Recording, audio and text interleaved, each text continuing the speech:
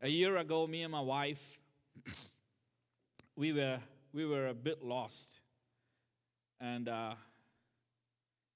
every pastor needs a pastor. How many of you get that? I repeat again. Every pastor needs a pastor. I want to thank Brooke and Mason.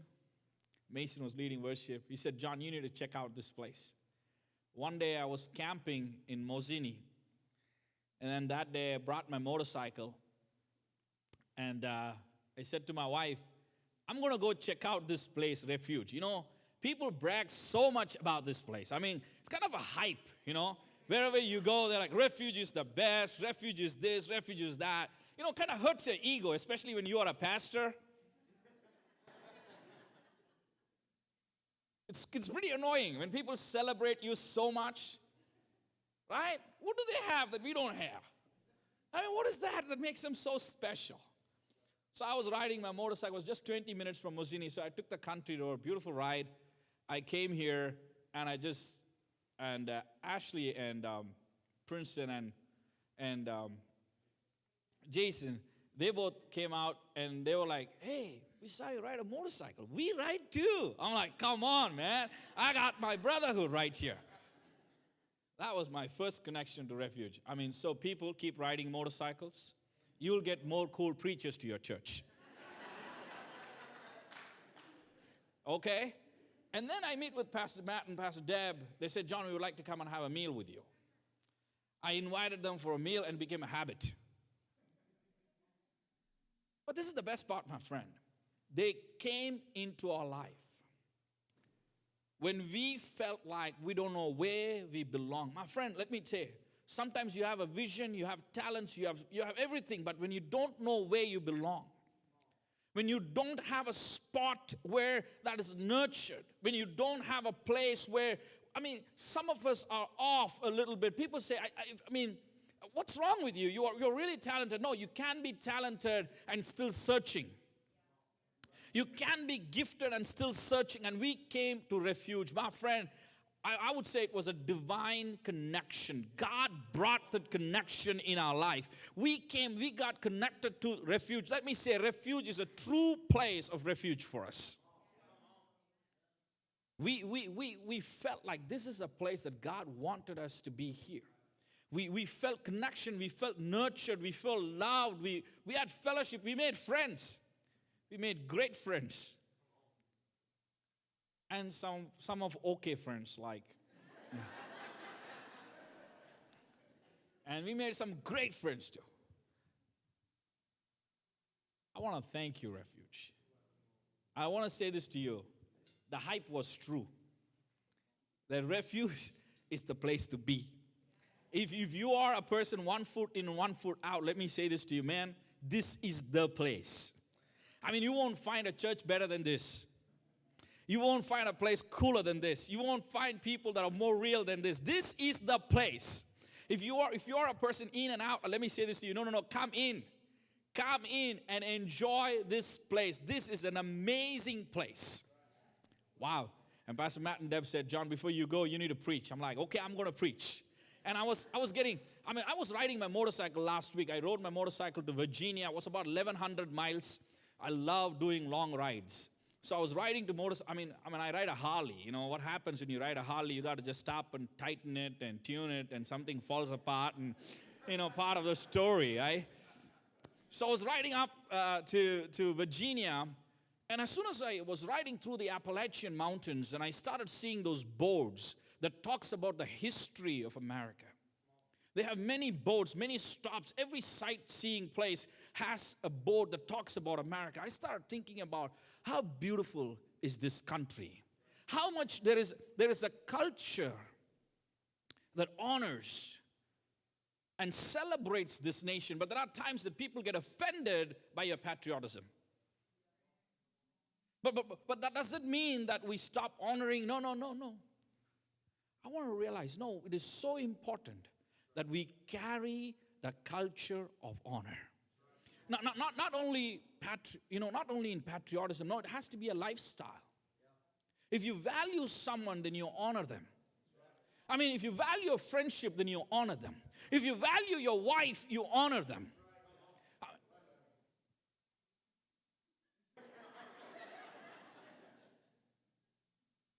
Children, honor your parents. It's one of the commandments. Out of the 10 commandments, God was careful to say that honor your parents. Oh my God, oh my God. I'm going to get into that word. Wow, wow, wow. I want to say this to you, my friend. And I started thinking about the people I need to honor in my life. Thank God for the special days like Memorial Days where we can stop and think. You know, we think about soldiers, we think about people who fought for us. Do you also realize your pastor is fighting for you? I mean, I want better than that, my friend. Do you realize your pastor is in the forefront? You actually come under the covering of your pastor, which also means, you know what, he is taking certain blows for you. He is standing in the gap for you. He is praying for you. He cares about providing for you. I want to say, Pastor Matt is my new superhero.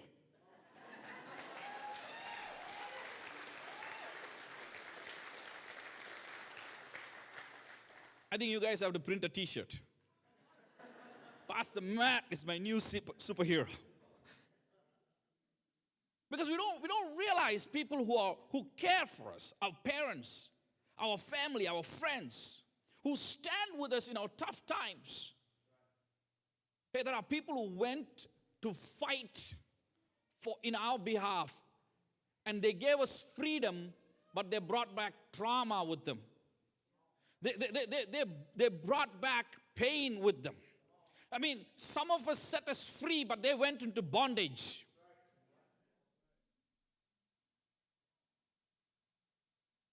It is time we stop when we recognize it. And I started thinking about it. How many times do I really stop and recognize how much do we give to our pastor? We oftentimes bring our grief, our confusion, our doubts, our relationship issues, whatever we are going through. We come, Pastor, can I talk to you? By the time we go back home, we go back free. And what does the pastor do? How does he handle it? What is happening with him? My friend, the first thing that we need to do is we need to pray for our leaders. I repeat again, we need to pray for our leaders. When I say leaders, I mean our pastor, our parents, our friends, our confidants, our brothers, someone who stood with you in your toughest time of your life. It is time to recognize it. It is time. Some people might get offended about it, but that's fine. Some people might say, maybe you're celebrating your pastor too much because it is rare. You don't see them every day. My pastor is not common. Are you with me, my friend? God has given me a blessing. Wow, wow, wow, wow. Let's get into the word right now, my friend. Proverbs chapter 3, verse 27, and Romans chapter 13, verse 78. Let's read about what Bible says about honor. I like this word. Do not withhold good from those whom it is due. Everyone say this with me, due. One more time. One more time. One more time. Due also means debt.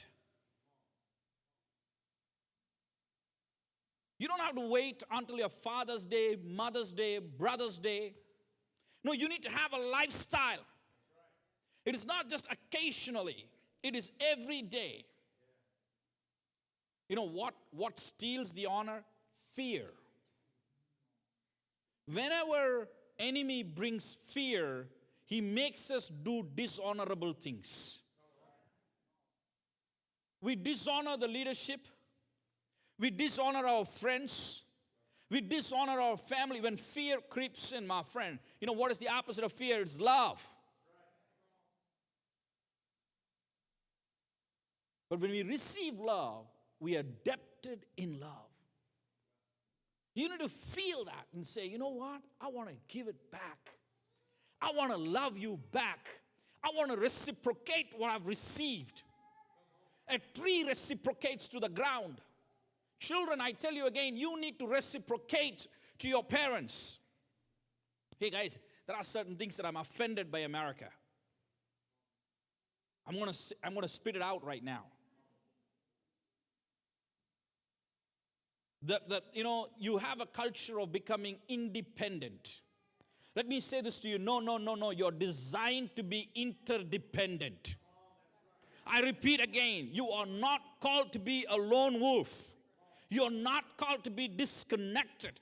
You're not called to be alone. You are called to be interdependent. When you think that you are independent and you don't need anybody, you kind of create a sense of pride. Pride has an issue with honoring. Pride has an issue with recognizing what people have done in your life. Oh, I'm not dependent on anybody. No, you are. You just didn't come. You didn't evolve, brother. Someone gave birth to you. Someone formed you. Someone nurtured you. There was a time that you didn't know when you're peeing and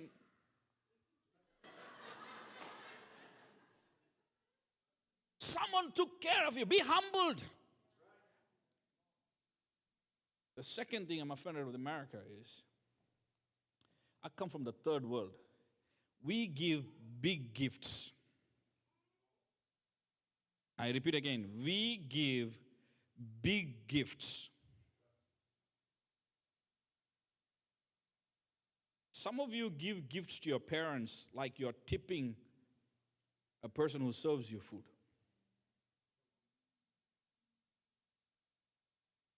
I saw that in this country. Mom, here is $50. What is $50?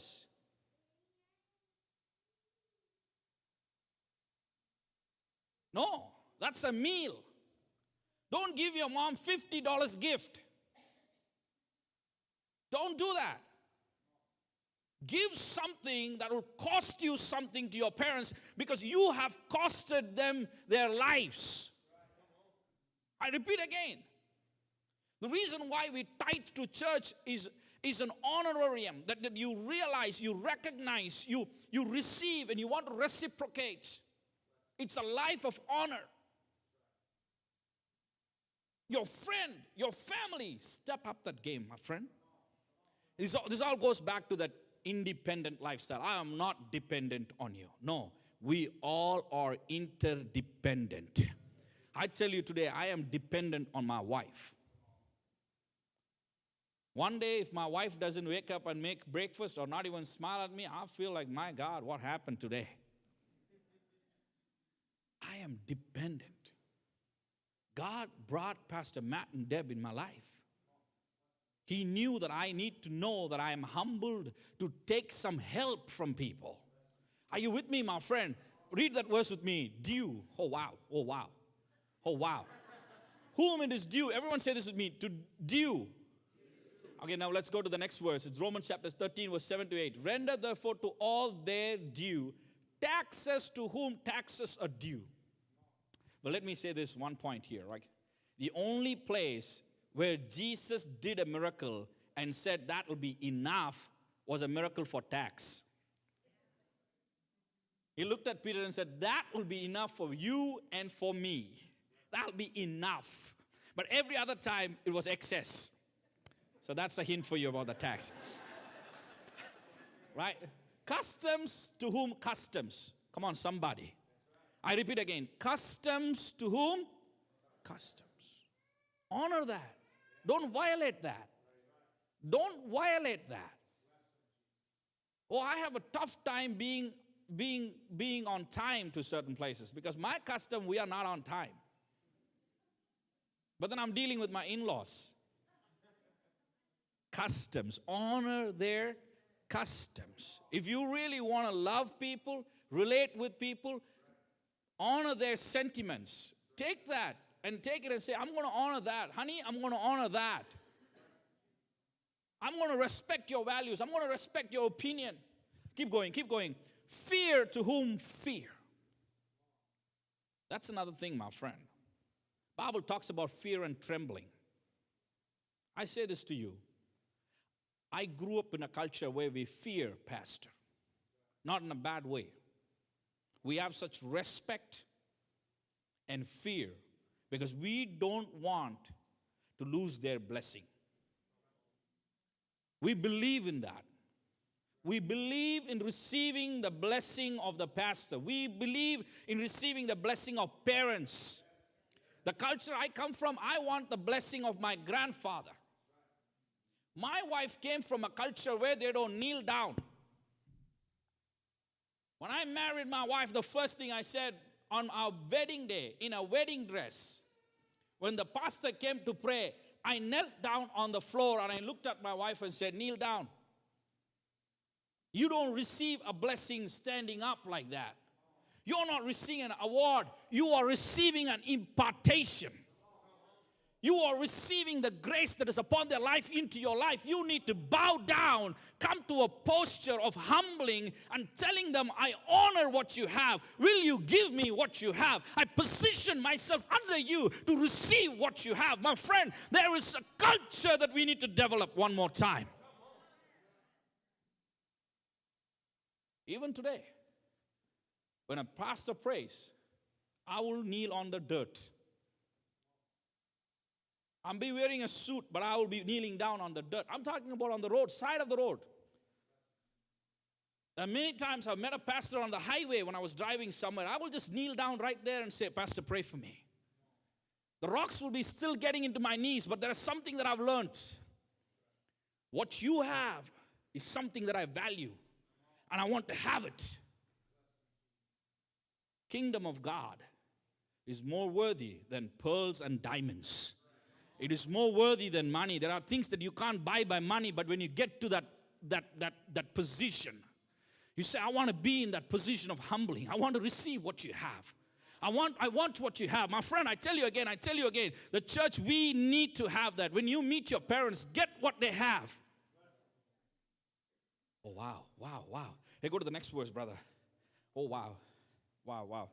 Exodus chapter 17, verse 12. This is a beautiful verse. I love that. But Moses' hands became heavy. So they took a stone and put it under him, and he sat on it. Aaron and Hur supported his hands, one on one side and the other on the other side, and his hands were steady until the going down of the sun. If you know the scripture, if you know the context, there was a war going on. As long as the hands of Moses was held high, he was able to keep fighting. Hey, let me say this to you. Sometimes you might look at that and say, oh, that's an easy job. Let me say this to you, my friend. Carrying this microphone is easy. Isn't that right? But keep it like this for the next 30 minutes. Oh. Consistency is hard.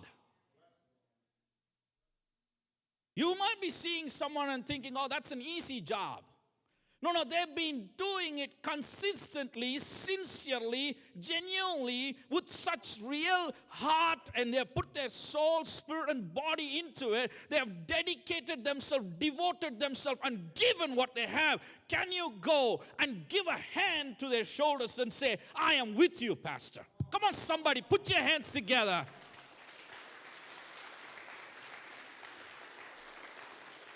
Hey, church, I want to hear this from you. Say this with me. I am with you, Pastor. I love it. Hey, you can be in the church, but are you with the church? Some of us are in the house. Are we with the house? Oh, it means something else when you come down and say, I'm going to give a hand to you. I'm going to stand with you. I'm going to be that person for you. My friend, don't be that person who's one leg in, one leg out. No. Bible says a double-minded man goes nowhere.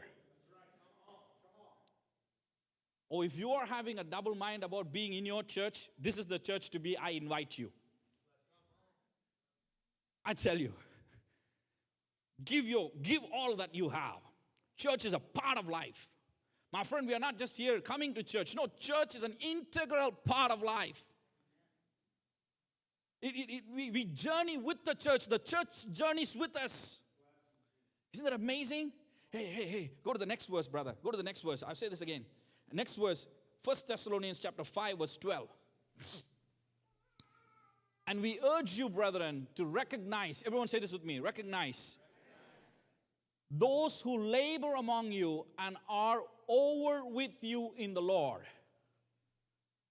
Talking about who? Leaders, servants, mentors, people who guide us, people who are there for us. Everyone say this with me, recognize. Don't make your pastor common. Your mother is not common, your father is not common, your pastor is not common. Give them honor. I repeat again, your sister, your brother is not common.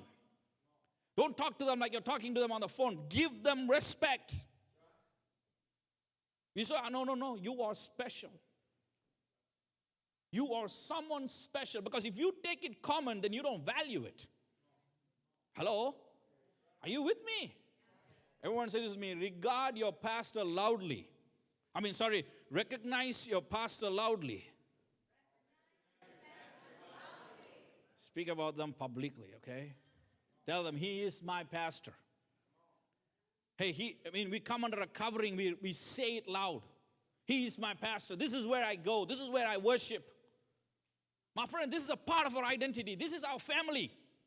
This is our God-given family, and this is our God-given leader. I love it. Let's go. Next verse. 1 Thessalonians chapter 5, verse 13. Oh, wow. 5 verse 13. It goes like this. Let me read it for you. And to esteem them very highly in love for their work's sake. Esteem them. Keep them in a high regard. Go to the next point, brother. Hold them in a high regard. Are you with me, my friend? You might be asking this question, but John, what about the spiritual abuse? What about those? I've had experience with some leader who have abused me, who have not been fair to me, who have exploited me. Let me tell you a story. In the year 2014, I was about to be engaged to a girl.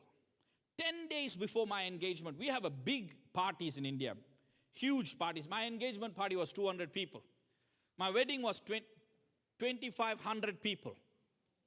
Yeah, and everyone ate at my wedding, okay? My wife was tired by the receiving line. She said, honey, how many people? And everyone wants to take a photo with you. Everyone will wait. By the time I came back after my wedding, it was midnight, like 1 a.m. or something like that, by the time we came to the room. But this is the best part. So the girl I was in love with for 3.5 years, 10 days before my engagement says, I don't think so, this is going to work. And 6 months later, I meet Amanda. I'm carrying the hurt. Ooh. Do you realize sometimes that we try to see our future with a spectacle of the past? When God is bringing you into a church, but you're not ready to allow your pastor to come into your personal life because you have built a wall and you're like, I had enough in the past, now I'm not going to trust you, my friend. You're not helping you, you're not helping them. Are you with me, my friend? What is the word God spoke to me? Amanda said, I'm ready to date you.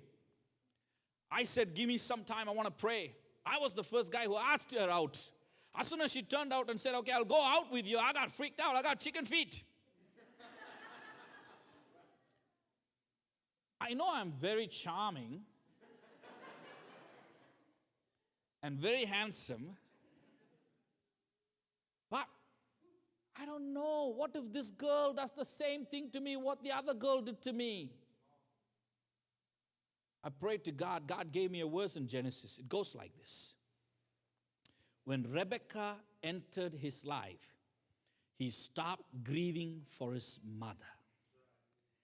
I repeat this verse again. When Rebekah entered his life, he stopped grieving for his mother. He was hurting. He was like, what if the girl who's going to come is going to leave me just like my mother left? Hey, how many of you are scared to make new relationship because you're scared that you might lose them? But let me say this to you, my friend. When God brings a relationship in your life, He is meaning to hurt.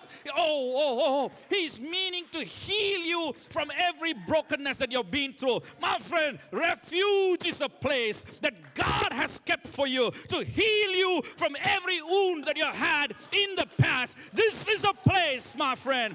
This is a place.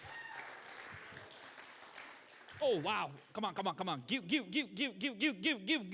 a better one for the glory of the Lord. Come on, put your hands and say, God.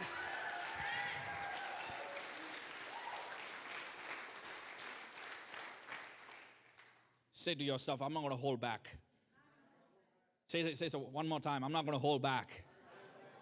When God brings a blessing in your life, you got to jump in the deep end of the pool. My friend, fear manipulates our blessing into doubt. Close your eyes with me, my friend. Hey, honor those who have sacrificed their life for you. Honor those who have stood with you.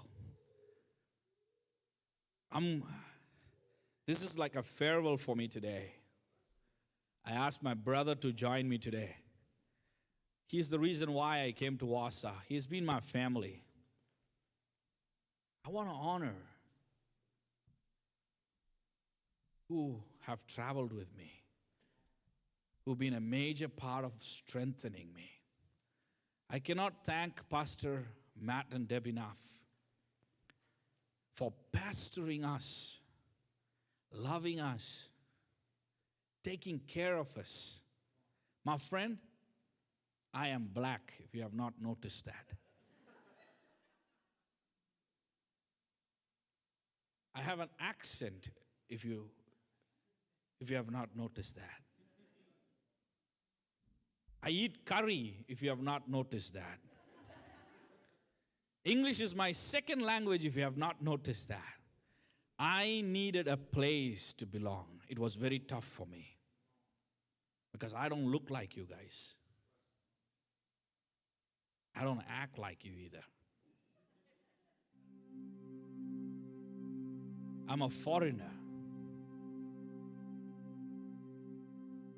But God kept a family for me here to journey with me, to strengthen me. But I believe that when you walk in the will of God, there is always a family of God that wants to come alongside of you, connect with you, love you, bless you, protect you, nurture you, encourage you, edify you, and put you on the course that God has called you to be. My friend, dive in to the deep end of the pool. In Refuge, you belong here. I say again, you belong here. God bless you, my friends, for giving me a great year in this place. Every one of you, you have blessed me. God bless you.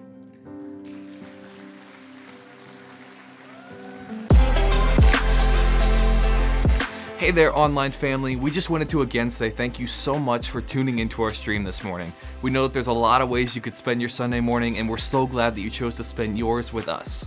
If you chose to give your life to Jesus today, we are so happy for you, and we would love to get connected with you because that's such a big step in your faith journey. So please reach out to us through our Connect link down in the description below, and we would love to reach out and get you some resources. And as we mentioned earlier in the service, you can also give your tithe and find other ways to connect with us and more of our content through all of the links down in the description below. Thank you so much for tuning in this morning. Don't forget to tune in again next Sunday, and have a fantastic week, Refuge.